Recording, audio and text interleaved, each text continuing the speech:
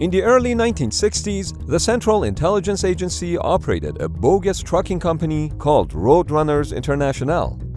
Their mission was to transport top-secret cargo from Burbank, California to a test site at Groom Lake, also known as Area 51. Operating on weekends only, a 370-mile trip would take about 3 days to complete. Given the scale of the operation, it attracted onlookers who would often ask, "What's inside the box?" Oh, what's in the box? The trucking crew would jokingly reply, "It's an alien spaceship."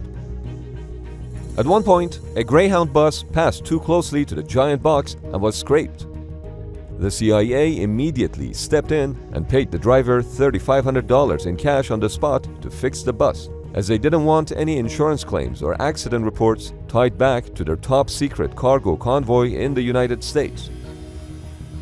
In total, 18 trips were made to Area 51 and an additional 3 trips to Palmdale, California. Inside the giant boxes were all sorts of top-secret aircraft that belonged to the Blackbird family. These aircraft were capable of cruising at speeds above Mach 3, therefore able to outrun any missiles fired at them. But if you think that the most challenging part of creating the Blackbird was manufacturing it out of titanium, you'd be wrong. The difficult part was literally everything you could have thought of, and then some. The Blackbird family consisted of 4 aircraft and a bastard. The Lockheed A-12 was a single-seat spy plane operated by the CIA, of which only 13 were built. The A-12 was the fastest and also flew the highest. It carried a single camera made by Perkin-Elmer, a camera manufacturer that still exists on a relatively small scale and produces things like the Hubble Space Telescope. Then there was the YF-12A, a twin-seat prototype interceptor capable of launching air-to-air missiles. It was expensive as hell, but worked pretty darn good. It was capable of carrying and launching 3 AIM-47 air-to-air missiles. Nevertheless, the program was cancelled due to its cost. The marriage of A-12 and D-21 drone produced the M-21, which turned out to be a dumb idea. The D-21 was a ramjet-powered drone that was launched from the M-21 mothership. It was designed to operate at Mach 3.5 at an altitude of 90,000 feet while carrying a camera to hostile territories. The issue was that the drone wings were too close to the rudders of the mothership. To launch the drone, it had to move straight up without touching the rudders, and that worked. Until it didn't, when the drone collided with the mothership, resulting in immediate, unplanned disintegration of both aircraft. Even though the 2 crew members were able to safely eject over the Pacific Ocean, one of them opened his helmet visor by mistake, and his suit filled with water, causing him to drown. The program was immediately cancelled after. Finally, there was the family model. That's how the A-12 pilots referred to the SR-71. The SR-71 was a dual-seat spy plane operated by the US Air Force, of which 32 units were built, and one of them was a bastard. But first, you know those video games that have a fancy commercial, but then the actual game looks like this? Well, that's not the case with our video sponsor, War Thunder, because this game is amazing to play, and it's free. If you're new to War Thunder, you gotta start with the airplanes, because the mouse-aim playing mode is so easy and intuitive that anyone is just 5 minutes away from enjoying those dogfights. The game is pretty realistic, and things actually get damaged when they're hit. In War Thunder, you can choose from over 2,000 historically accurate vehicles, not just aircraft, but tanks and ships too, and play in arcade battles and tactical wars. And you don't need a fancy gaming computer. You can enjoy playing War Thunder on a regular PC, Xbox, or PlayStation. This game is in fact fully cross-platform.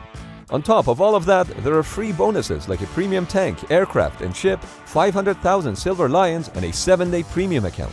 Just register using the link in the description and claim your exclusive bonus. The bastard was the SR-71C, which was made from the rear half of a crashed YF-12A that was fused with the front half of the SR-71 static display model. Since the SR-71C ended up not quite straight after fusing the 2 halves from the different aircraft, it would have a yaw at supersonic speed and was nicknamed the Bastard. But what was the need to build such an airplane like the SR-71? In the late 1950s, it became evident that the subsonic U-2 spy planes, which operated at 70,000 feet over the Soviet Union, were becoming increasingly vulnerable to the Soviets' newest surface-to-air missiles, the SA-2. That said, while the Americans continued to fly the U-2 over the Soviet airspace, they also signed a contract to develop a replacement aircraft. As part of Project Oxcart, Lockheed was selected to build the U-2 replacement aircraft, which would be called A-12 Archangel. The A-12 was aimed to fly at Mach 3 at an altitude of 85,000 feet, therefore making it invulnerable to Soviet missiles.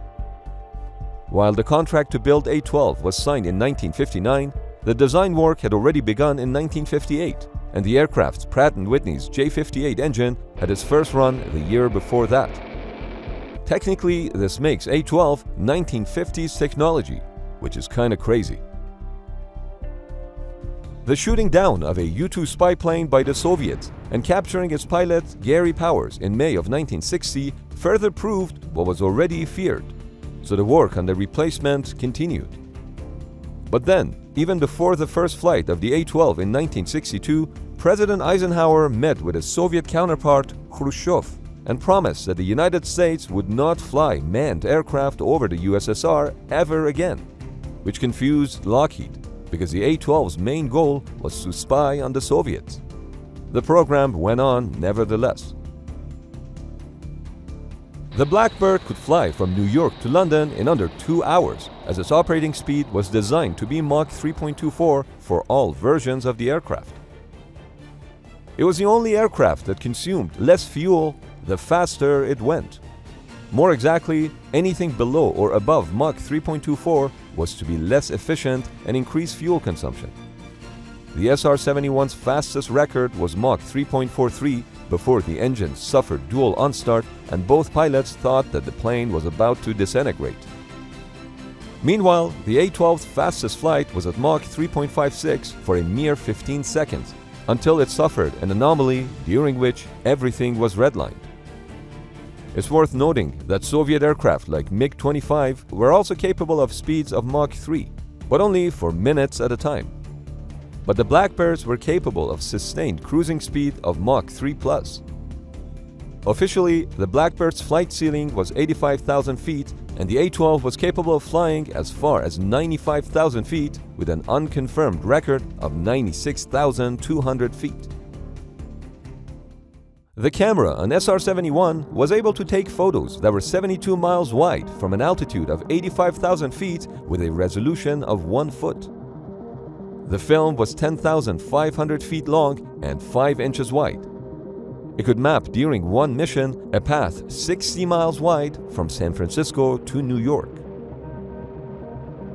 The Blackbird was the first aircraft to use composite materials.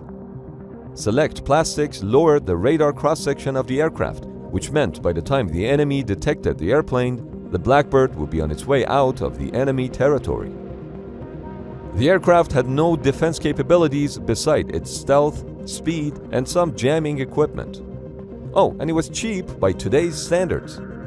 It cost $36 million in 1966, which is equivalent to $331 million per plane in today's dollars. For comparison, the B-2 costs $1.37 billion in today's dollars. But there was a problem, a big problem that complicated everything about the airplane, and that problem was heat. Blackbird's operational temperature ranged from -65 degrees Fahrenheit to 800 degrees Fahrenheit. During a Mach 3.2 flight, the leading edges of the airplane and inlets would run at 790 degrees Fahrenheit. The wings and fuselage would heat up between 450 and 500 degrees Fahrenheit. The afterburner and ejector would run between 900 and 1100 degrees. Aluminum would not have been able to withstand the heat produced by the Blackbird, and steel would have been too heavy, so titanium was the only option. But the United States did not produce the titanium ore that was required, so they bought it from the largest titanium supplier at the time, the Soviet Union. That's right, buying materials from your enemy to build something in order to fight that enemy. But not directly, The CIA had to come in and use third parties and shell companies to purchase the titanium. Moscow was completely unaware of this. You can just imagine the amount of secrecy that went into this project. The aircraft was made 85% from titanium. Almost all interior components were made from titanium. But believe it or not, the skin of the aircraft was 1/3 plastic, asbestos silicone laminate to be exact. The reason was that the Blackbird was the first ever attempt at reducing radar cross-section of the aircraft. Specifically, all the outside edges of the aircraft were covered in these plastic panels. The radar hits the object at the edges first, so if you could make the edges out of something that absorbs the radar energy rather than reflects it, as far as the radar is concerned, you are not there. By today's standards, the Blackbird's stealth is minuscule, as it had a radar cross-section of 107 square feet. For comparison, the radar cross-section of a B-52 bomber is about 1,000 square feet, and as for the B-2, it's 0.15 square inch, which is about the size of a bumblebee. But the Blackbird was nevertheless, in a way, the first stealth aircraft. Besides getting titanium from the Soviet Union, there was another huge problem. Well, basically everything. As we already discussed, during its cruising speed of Mach 3.2, the aircraft would run at about 500 degrees Fahrenheit. For reference, a modern fighter jet traveling at Mach 2.2 would run at 250 degrees Fahrenheit. This meant that all the aircraft components would get extremely hot over time and might potentially fail. So the engineers at Lockheed's Skunk Works division put all conventional aircraft components like cables, pumps, actuators, control systems, hydraulic fluids, seals, and pumps in an oven to see if they would be able to continuously operate at temperatures of up to 600 degrees Fahrenheit. Almost all components failed the test, which meant that every single component had to be redesigned from scratch. For example, conventional control cable used in aircraft failed the temperature test and had to be redesigned and made from a watch spring material known as alloy. Another example was the window in the belly of the aircraft, where the camera was going to be. The window couldn't be made from glass, as it would heat up and distort the image. Therefore, the window was made from quartz, something that had never been done before. An even bigger problem was fusing the window to the airplane, because no glue would work in those temperatures. So instead, they had to fuse the quartz window to the frame of the aircraft with ultrasonic means. Same challenge went for electrical systems as basic as wires. Even the space-age components were not up to the task, as they were developed for short-term temperature bursts, not continuous operation under extreme heat. The Blackbirds were powered by Pratt & Whitney's J58 engine, which was designed for 100% efficiency at Mach 3.24. For reference, at takeoff, the afterburner produced only 26% of the maximum thrust. The inlet spike played a paramount role in making Mach 3 flights efficient. The inlet would slow down the intake air from Mach 3 to Mach 0.3 at the engine base. The spike would be fully extended at engine start and cruise speeds of up to Mach 1.5. For speeds above Mach 1.5, the spike was incrementally pulled back, about 1.6 inches per 1/10 of a Mach increase in speed, until the spike was fully retracted 26 inches at Mach 3.2. The reason for moving the spike backwards was to capture the normal shock wave in the engine nacelle inlet and slow down the air for subsonic delivery into the engine compressor stages. Not capturing the normal shock wave risked an inlet unstart. Unstart is an aerodynamic disturbance in the inlet of the engine which basically kills all the power to the engine. As a result of an unstart, the disparity of thrust between the two engines would become a serious problem. It would be extremely difficult for the pilot to control the aircraft when one of the engines would experience an unstart event. In order to keep control of the aircraft, a stability augmentation system was developed that would kick in a fraction of a second. There were instances when pilots had to unstart a second engine on purpose after experiencing an unstart on the first engine and attempt to restart both engines mid-flight. Since a Blackbird without power had a glide ratio of a brick, having both engines off meant that the aircraft would be in freefall. At least one Blackbird was destroyed due to the inlet unstart, and many more close calls occurred during the Blackbird's service life. An interesting feature of the Blackbird was that the fuel tank could not be removed from the airplane. The airplane was the fuel tank. The bottom of the airplane that you see is the bottom of the fuel tank, which could hold about 12,000 gallons of fuel. But it gets even more interesting. The Blackbirds would never take off fully fueled for two main reasons. First, when the plane was fully loaded with fuel, there were instances where the tires failed. So the decision was made to reduce the takeoff weight. For this reason, instead of 12,000 gallons of fuel, only 6,000 gallons were loaded. This demanded immediate aerial refueling of the airplane before the start of the mission.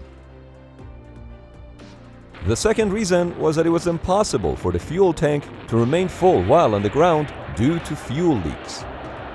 The fuel tank would continuously leak due to gaps in the panels. That's because during those Mach 3 flights, the skin of the aircraft, which was also the fuel tank, needed some room to expand due to the high temperatures. The engineers never developed a way to stop the fuel leakage, primarily because it was never considered a big hazard, since Blackbird's fuel would not easily ignite. Lighting a match wouldn't ignite it. If you threw a bucket full of Blackbird's fuel on a bonfire, it would put out the fire. But please, don't try this at home.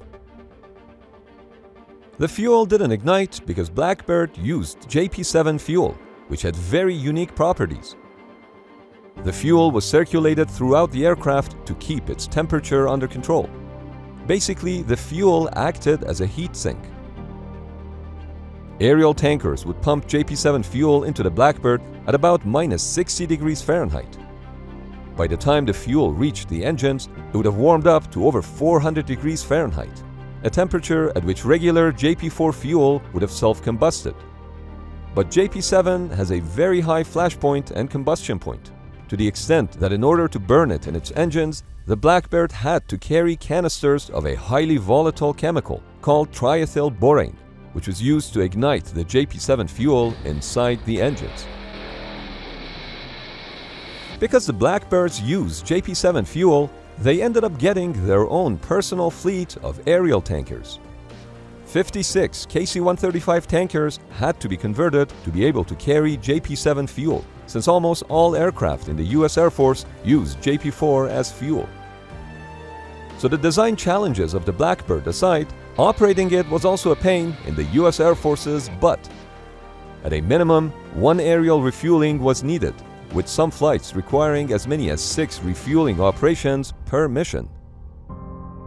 It's worth noting that refueling the Blackbird required the KC-135Q tankers to fly pretty much at their full cruising speed, while the SR-71 would be flying near the bottom of its airspeed envelope.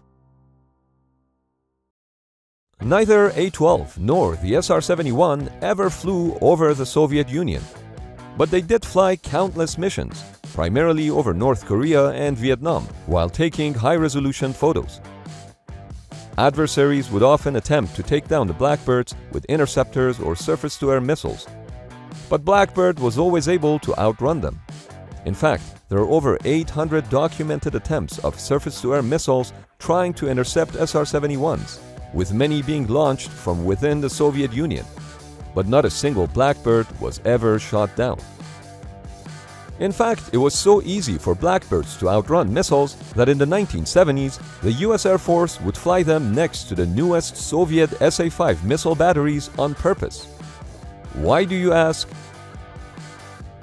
While the Air Force was not worried about SA-5 missiles hitting Blackbirds, they were concerned about all other types of aircraft that SA-5s could pose a threat to. So they decided to collect some data and figure out how the newest Soviet surface-to-air missile worked by purposefully using the SR-71 as a bait. The SR-71s were even used to troll other nations. From time to time, the SR-71 would intentionally overfly ceremonies of foreign head of states meetings, and there was nothing that could be done about the unpleasant sonic boom generated by the Blackbird. All Blackbird pilots had to wear spacesuits, just like the U-2 pilots, and they had to undergo the same physical training as astronauts. Each time a crew member completed their first Mach 3 Plus flight, they would receive a certificate, joining the exclusive Mach 3 Club. The A-12 pilots had to be under 6 feet tall and weigh less than 175 pounds to fit in the cockpit. That's why I couldn't fly one.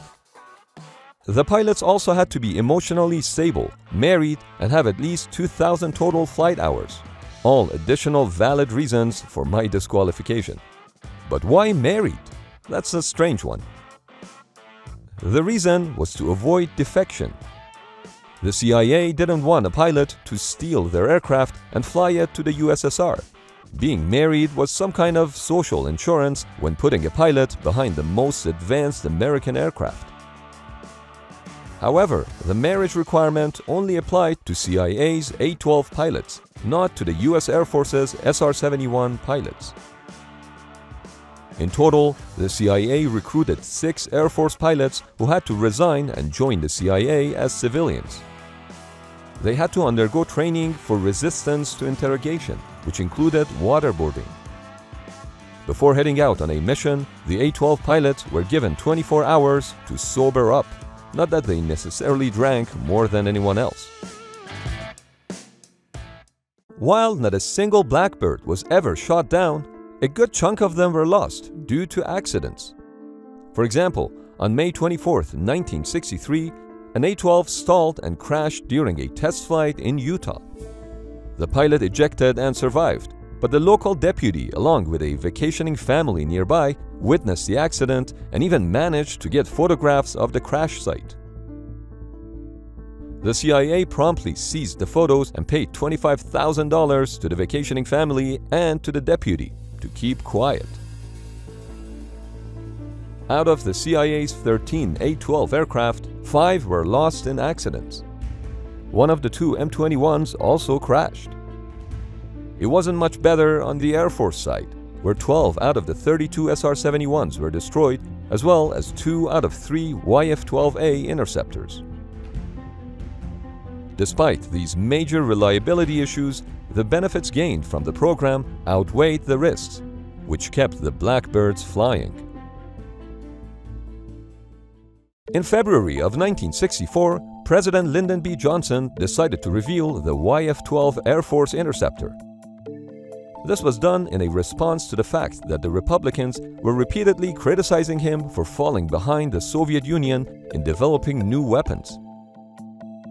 A few months later, President Johnson unveiled the SR-71, which was originally designated as RS-71. And this really pissed off the Lockheed Skunk Works employees, because they were forced to change RS-71 to SR-71 on about 29,000 blueprint documents, just because the president turned the letters around during his announcement. While the SR-71 stayed in service with the US Air Force until 1998, the CIA's A-12s were not as lucky and were retired in 1968.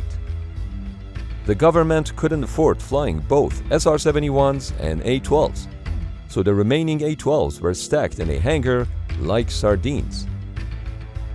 In 1982, the A-12s were finally declassified when they had to be moved out of the storage hangar. On October 9, 1999, NASA's SR-71 flew at the Edwards Air Force Base Air Show to an altitude of 80,100 feet, reaching Mach 3.21. That was the last flight of any Blackbird. Play War Thunder. This free vehicle combat game works on PC, Xbox, and PlayStation. Click the link in the description to take advantage of War Thunder's exclusive bonus for Not What You Think viewers and join 50 million War Thunder players around the world.